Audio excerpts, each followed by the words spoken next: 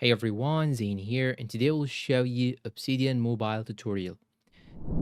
Now the first thing that you should do is to simply go and download the application through the Play Store or App Store, whether you are using Android or iPhone. And simply click on open. Now I'll simply click on create now, create my vault, then click on skip for now. And here you can configure your new vault. So give it a name. I'll name it Zane, for example. And you can choose between device storage or app storage. So I will simply choose the first option, which is recommended. Then click on create a vault. Click on allow file access. Click on allow. Click on allow again. And here we go. So simply I now going to select any folder. Click on use this folder, for example, allow. And now you can take notes. So I'll simply click on create new note. You can add the title. So I will name it hematology, for example.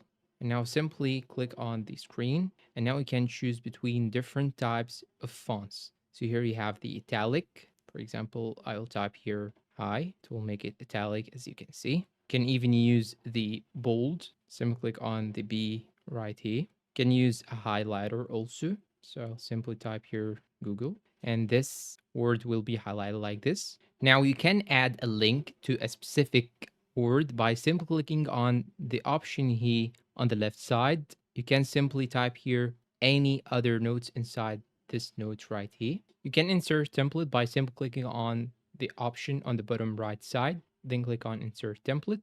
You can choose a new tab by simply clicking on this bottom right here that has the one number. You can add another tab by simply clicking on this plus sign, and here you can see all your tabs. Now here on the top left side, you can see all your files right here. So you can navigate to the main categories in ease, as you can see. And if you want to change between pages, you can use these two arrows on the bottom left side. And if you want to find a specific note, you can simply click on this plus sign and search for any note that you need, or simply create a new one. You can go on the bottom right side and open your day's daily note. It will automatically set your current date, and you can type anything that you need. Let's say that I ate burger today. You can even open graphs by simply clicking on the option on the bottom right side.